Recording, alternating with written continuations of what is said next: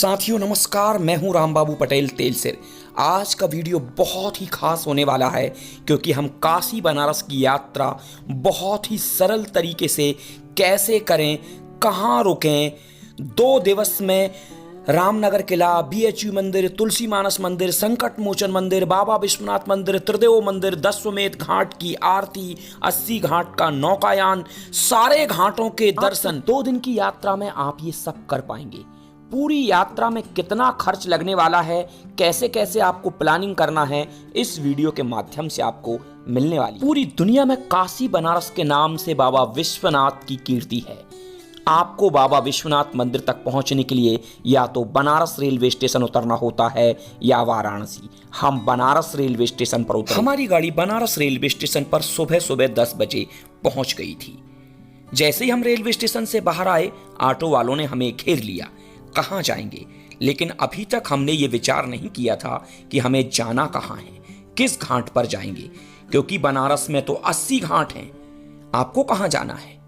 लेकिन जैसे ही बाबा तुलसीदास की याद आई तो 80 घाट याद आया। हमने कहा 80 घाट जाना है। हम 2 लोग ही थे और ऑटो वाले ऑटो का 80 घाट तक पहुंचाने का अनाप शनाप बोल रहे थे। कोई 300, कोई 400, ले देकर 250 और 200 पर बात अटक रही थी। बहुत कोशिश के बाद एक ऑटो वाला हमें बनारस रेलवे स्टेशन से 80 घाट तक 120 रुपए में पहुंचाने के लिए तैयार हो गया। 80 घाट बनारस रेलवे स्टेशन से बहुत दूर है। हम 80 घाट पर पहुंच चुके थे। 80 घाट पर जो पीपल का वृक्ष है उसके नीचे बैठे बैठे हम विचार कर रहे थे आखिर हम कहां जाएं। सामने ही मां गंगा जी के भव्य दर्शन हो रहे थे। जब हम ऑटो से आ रहे थे तो हमें बीच में ही तिवारी लॉज दिखाई दी थी, जिसके बारे में मैंने एक ब्लॉग पर पढ़ा था। ये लॉज बहुत अच्छी है। मैंने सोचा चलो वहीं जाकर पता करता हूं, क्योंकि 80 घाट से वो लॉज 500 मीटर की दूरी पर है। यहाँ की होटलों में चेक इन का समय 2 बजे है, यानी आप 2 बजे प्रवेश कर सकते हैं। जब मैं तिवारी लॉज में पहुंचा तो उसने कहा अभी कोई रूम खाली नहीं है, 2 बजे रूम खाली होगा। 700 रुपये में रूम मिलेगा, जिसमें पंखा और कूलर भी होगा। लेकिन 2 बजे तक इंतजार करना हमारे लिए संभव नहीं था। हम बहुत थके हुए थे। तिवारी लॉज से लौटते समय मैंने आसपास और होटलों को सर्च किया तो बहुत महंगे महंगे होटल थे। 5000, 3000, 2500। हिम्मत ही काम नहीं कर रही थी। मैं पुनः 80 घाट पर लौट कर आया और श्रीमती जी से कहा कि मैं एक बार और देख कर आता हूं। वीडियो में आप जो होटल देख पा रहे हैं ये 80 घाट के पास ही है, क्योंकि यहां से पूरा 80 घाट दिखाई देता है। अभी जो वीडियो बनाया जा रहा है ये इसी होटल की बालकनी से बनाया गया है। हमारे रूम के बाहर ही जो बालकनी थी वहीं से पूरा वीडियो शूट किया गया है। अंदर आपको एक हॉल दिखाई देता है, रिसेप्शन दिखाई देता है, लेकिन ये इस होटल में प्रवेश करने के लिए आपको एक सकरी गली से गुजरना पड़ता है। लेकिन बाहर ही बोर्ड लगा है। इस होटल में पहुंचने के लिए मैं पूरा रास्ता आपको दिखाऊंगा। 1000 रुपये में आपको नॉन एसी रूम मिल जाता है। जो रूम आपको मैं दिखा रहा हूं वो 1000 रुपये का रूम है। अगर आप एसी चलवाते हो तो आपको 1400 से 1500 रुपये देना होगा। होटल में ही खाने की व्यवस्था होती है, लेकिन उस समय खाने की व्यवस्था बंद। इस होटल में रहने का सबसे बड़ा फायदा है इसकी बालकनी से आपको गंगा जी का दृश्य दिखाई देता है। संपूर्ण 80 घाट इसकी बालकनी से दिखाई देता है। आप इस होटल में रुकते हैं तो आपकी बालकनी से ही सुबह सुबह जो 80 घाट पर आरती होती है उस आरती का आनंद आप अपने रूम से ही ले सकते हैं। इस होटल को मैंने पसंद किया और अपना रूम बुक करने के बाद मैं यहाँ से जब वापस लौट रहा था तब मैंने इसका वीडियो बनाया है। तो आप यहाँ से 80 घाट तक पहुँचने का पूरा रास्ता देख पाएंगे, होटल आने की गली देख पाएंगे। अब मैं इस होटल से बाहर निकल रहा हूँ। थोड़ा सा अटपटा लग रहा था जब मैंने इस होटल में प्रवेश किया था। ये देखिए, Shri river view guest house के नाम से ये होटल है। आप इसमें एक सीढ़ी के माध्यम से इसमें ऊपर चढ़ के जा सकते हैं। इसकी दूसरी मंजिल पर रूम होने के कारण ये बुजुर्गों के लिए ठीक नहीं है। हालांकि ज्यादा सीढ़ियां नहीं हैं, थोड़ा सा ही चढ़ना पड़ता है। होटल बिल्कुल 80 घाट के पास में ही है। मुश्किल से 50 या 100 मीटर की दूरी पर यह 80 घाट से है और एक सकरी गली के माध्यम से इसमें प्रवेश करना पड़ता है, क्योंकि मेन रोड पर ही इसमें एक बोर्ड लगा हुआ है बाहर। उस बोर्ड के माध्यम से पता चल जाता है कि यहाँ पर कोई होटल है, गेस्ट हाउस है। पूरा रास्ता आपको दिखाई देगा। देखिए इस गली के माध्यम से हम इसमें प्रवेश करते हैं और जैसे ही गली से मैं बाहर निकलूंगा तो मेन रोड पर पहुंच जाऊंगा और मेन रोड पर बाहर ही एक बोर्ड लगा है। इस सकरी गली के माध्यम से आप इस होटल में प्रवेश करते हैं। सकरी गली से थोड़ा अंदर जाते हैं, ऊपर की ओर सीढ़ियां लगी हैं, उन सीढ़ियों के माध्यम से आप प्रवेश कर जाते हैं।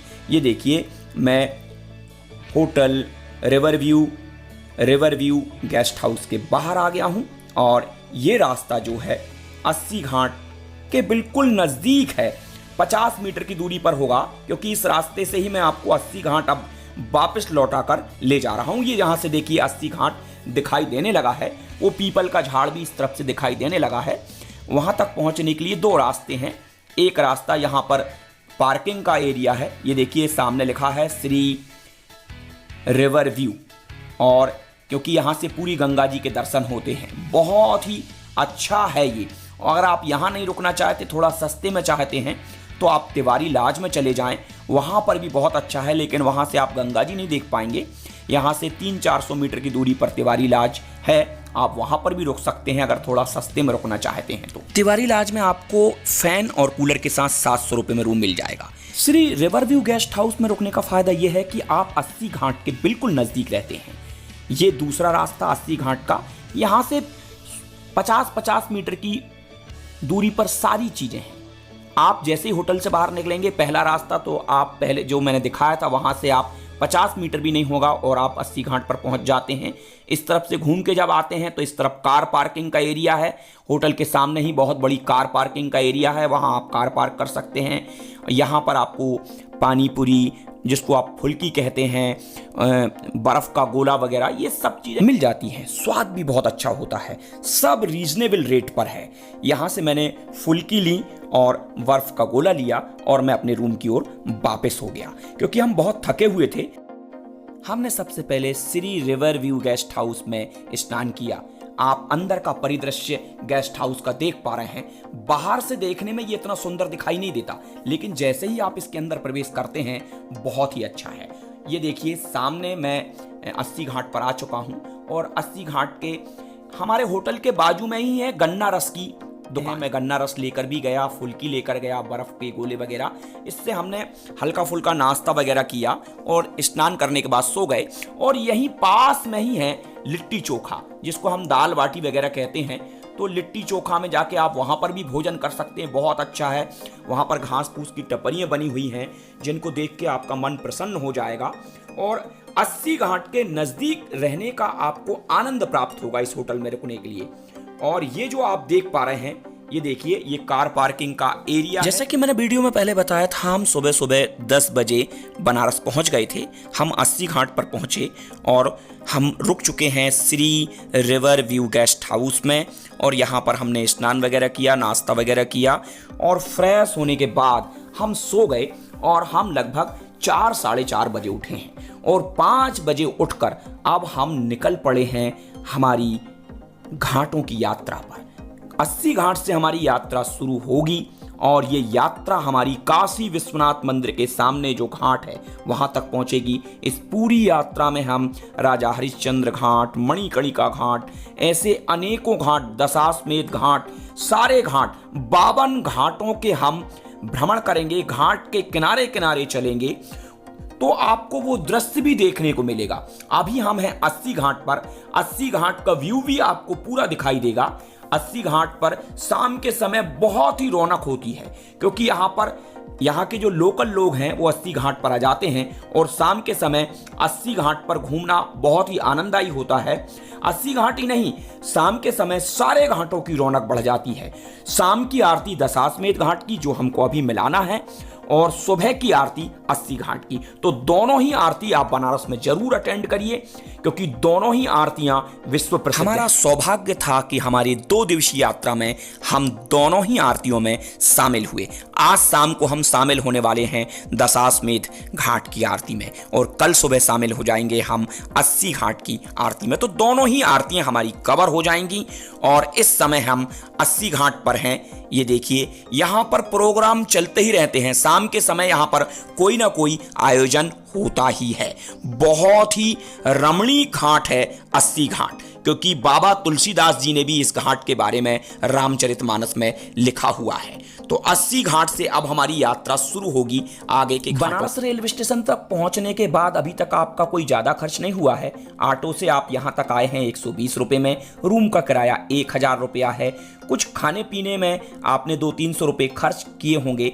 बस अभी तक आप 1500 से 1600 रुपए तक के खर्च में हैं। अगर आपकी आर्थिक स्थिति ज़्यादा अच्छी नहीं है तो आप घाट पर भी रुक सकते हैं। आप अपने ओढ़ने बिछोने का सामान ले जाएं और घाट पर ही रुक सकते हैं।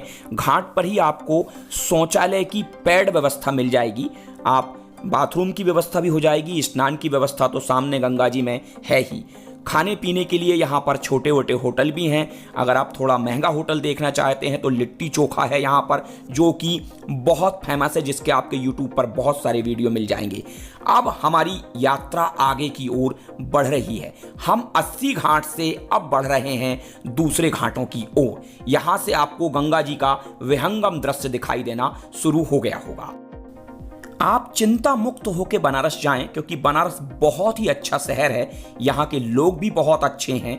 यहाँ पर आपको सामने जो घाटों का पूरा एक बोर्ड लगा हुआ, वो भी आप आगामी वीडियो में देखेंगे। प्रत्येक घाट का सौंदर्य निहार पाएंगे, घाटों पर जो शूटिंग चलती रहती है उसको देख पाएंगे। बनारस के 2 दिन आपके पूरे आनंद में बीतने वाले हैं। गंगा मैया की गोद में आपको भरपूर आनंद आने वाला है। तो ये मेरा पहला वीडियो है बनारस का। और बनारस में रुकने के लिए जैसा कि मैंने पहले बता ही दिया है कि 80 घाट के बिल्कुल नजदीक है Shri river view guest house, और यहीं पर है तिवारी लॉज, जो कि बहुत अच्छी है। आप वहां पर भी रुक सकते हैं। और अगले वीडियो में हम देखेंगे 80 घाट से मणिकर्णिका घाट तक की यात्रा, यानी 52 घाटों की यात्रा आप देख पाएंगे। साथियों, फिर मिलेंगे अगले वीडियो में।